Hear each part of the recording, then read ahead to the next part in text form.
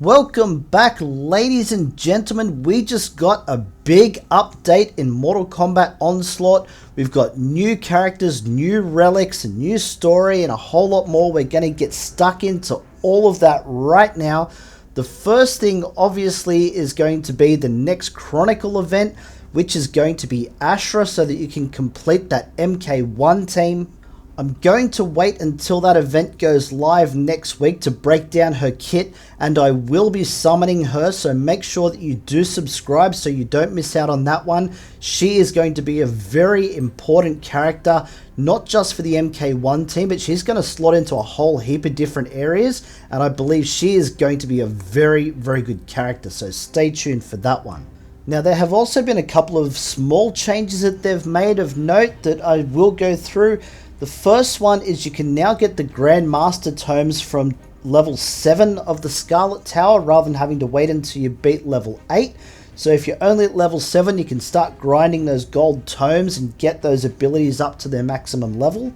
I do think it would have been nice if they had have added the green books as well to the level 8, so that way you could always be farming the green books. It just seems a little silly because you do need the green books for upgrading those abilities as well. If you're not farming them anywhere, you're always going to be running out. So putting them on level 8 I think does actually make a lot of sense.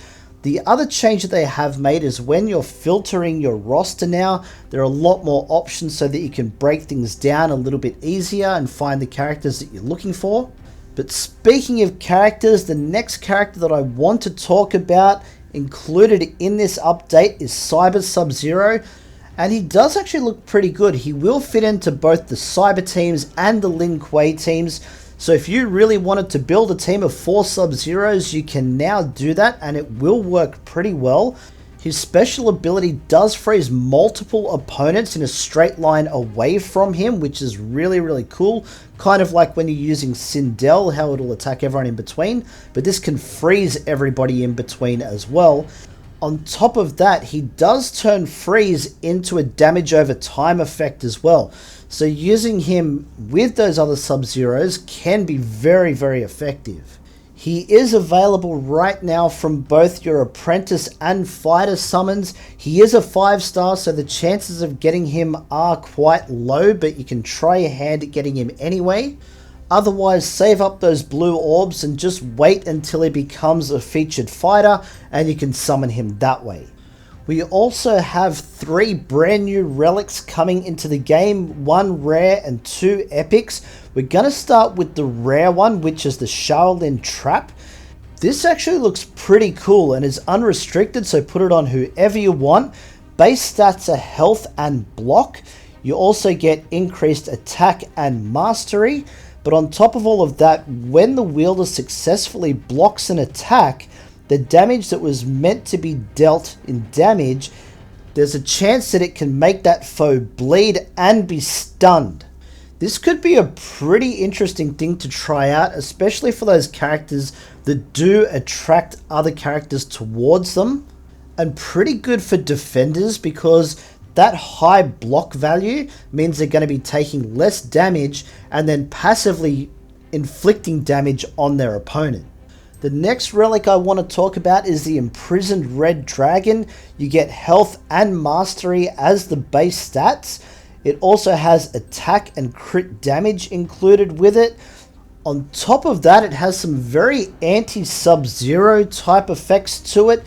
When a teammate is frozen, there's a chance that that effect will just be cleansed, and they'll also gain an attack and defense buff. But it doesn't stop there. When any member of the team inflicts damage over time, they'll receive a haste buff, and they'll also heal for a percentage of the wielder's maximum health.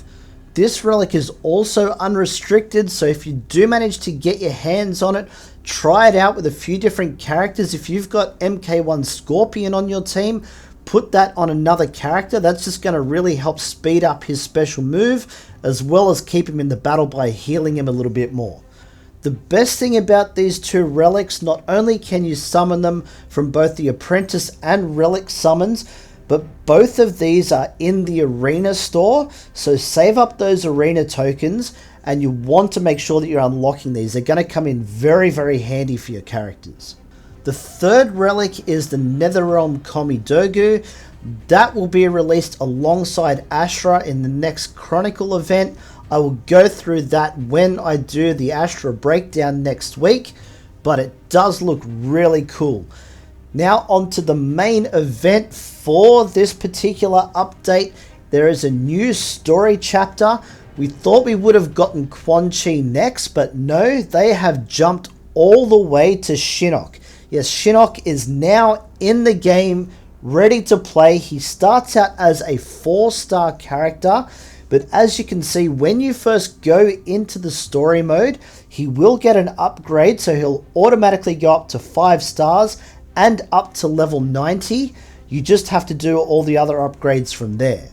I really do want to break him down though, because he is a very important character in this game.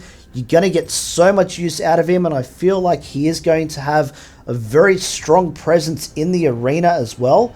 He is a mind support character, and he's going to work best with Netherrealm and Brotherhood of Shadow. Just on that topic, they have also added the Netherrealm tag to Revenant Katana, so she could work very well with this team. So let's take a look at the abilities, and starting out with his auto ability, it's a ranged attack that can hit the foe 3 times, dealing damage. If the third hit is successful, a random teammate receives 25% stun resistance for a duration. The damage on this is pretty decent considering it's an auto ability and can hit 3 times. The stun resistance, if it comes off, it's okay. It's better than not having it at all, but I don't know that that's really going to be the game changer. His first passive ability though, this is one that you really want to max out to get the full effect from it. A certain number of times per battle, when a Netherrealm teammate falls, Shinnok attempts to summon their soul in the form of an Oni, and at level 3 that could be an Oni or an undead minion. At level 5, after summoning 4 minions, which would be the maximum, Shinnok summons Noob into the battle with 100% stat inherence. When you do max this one out, it's going to have the summon probability of 90%.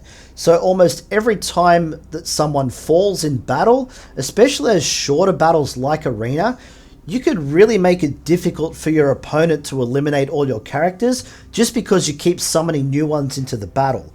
And when you get to that 4th one, if you summon Noob in there, he's going to be a lot harder to kill than the Oni.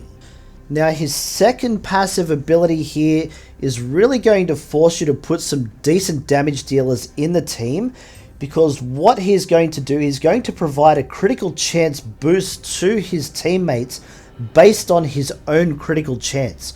So you really want to make sure that you're building Shinnok with a high crit chance to make sure that he can pass that on to his other teammates. Now most players are probably going to cap this at level 4, which will give you a 25% of Shinnok's crit chance passed on to his teammates. If you do want to max this out, it will go up to 35% of Shinnok's crit chance. So if you can get his crit chance up to 100%, then you're really going to be passing on a big critical chance to your teammates. Now onto his special ability, and this one is massive. He takes control of one of his opponents, forcing them to attack their teammates. Now once again, this is something that you want to max out, because when you do max this out, you will take control of that foe for 19 seconds. The charge time is also only 16 seconds, so you can really get this ability out very quickly in the battle. Maybe even take control of someone like Kenshi and have him carve up his own team rather than your team for a change. Even someone like MK1 Scorpion, can you imagine taking control of him and having him carve up his own team? Now this won't charge while he has possession of one of his opponents. However, once he loses that possession, it's only going to be another 16 seconds until he can do that again. So a very, very fast, very effective special move. And just to add some insult to injury, when you get his combo meter up to level 3, once they're released from that infernal possession, they'll immediately receive vampirism damage, which is 100% of Shinnok's attack. So you get that attack up there as well. You're going to be able to knock a big hole in them once you do release them. You definitely want to be investing in Shinnok and the Netherrealm team. They are really going to start to dominate this game very, very quickly. In terms of gear for Shinnok, I've set him up more as an attacker than I have a support, because a lot of his stats do go to his teammates, whether it's the crit chance that he passes on to his teammates or for the summon characters that he brings into the game, they're going to get part of his stats. The big one that you're really looking for on the gear, especially on that weapon, is a crit chance primary stat. I only had blue gear that had one on there. If you do have purple, you can get up to 25% just out of that primary stat from that particular weapon. For his relic, I didn't really have anything decent lying around, so I was just looking for something that had some crit chance on it. I'll go through that a little bit later and see if I can find something better. But even with my gear and relics not upgraded all that much, I'm still over 32% crit chance for him. You're really looking to try and get that up to 50%, just so that you can get as much as possible out of that. Anything over 50% is a bonus, because that will be more for those other characters that he passes on that crit chance to. In terms of gameplay, let's start with the story mode. You've already been seeing some footage there. You will have to do some significant upgrades to get him to survive throughout the battles, especially to get the 3 stars on everything. There are quite a number of battles where you will need to be using less than 4 fighters to get that 3rd star. If you don't have him upgraded enough, he's just not going to be able to survive. The team's going to fall apart pretty quickly. You're not going to be able to get that 3rd star. So you are going to have to put quite a few resources into him. As far as the boss battles are concerned, there's no reason why he won't be effective in at least 3 of those battles. Liu Kang is probably the only one that he won't work as well in, only because he is at an affinity disadvantage. The other 3 battles, I can see him being quite handy to have in the team, especially with something like the Oni, being able to control them against Quan Chi so that you can eliminate them a little bit faster. One thing that I did notice through testing him out, when you use his special move, he doesn't actually turn that controlled character into an ally. Your fighters will still attack them, so try and target someone that isn't being attacked, so that way you can kind of use them as your own fighter and fight against the enemies.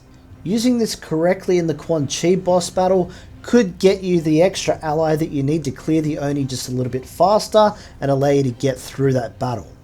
When it comes to the arena, I don't really have the team fleshed out all that much, but they are quite useful in the arena. You will be able to get through a few of those battles. I'm not really sure about a real meta MK1 team. They may still struggle with them a little bit. I'm just not quite equipped with this team at the moment to test them out properly there. If you guys have really done a lot of work on a Netherrealm team and you've been able to add Shinnok to that, let me know in the comments below how well they hold up. Have you tried them in defense? Do they do pretty well in defense? I think Hellfire Scorpion would really help this out, but unfortunately I don't have him unlocked, so I can't throw him in there to test it out. But there is some big potential in this team. You never know what other characters might be added in the future that might work a little bit better within this combination. We'll have to wait and see. If you guys want to support the channel, a super thanks would be very much appreciated. Other than that, guys, like and sub, you know the deal. We got plenty more Onslaught coming your way. Don't miss out, and we'll catch you in the next one.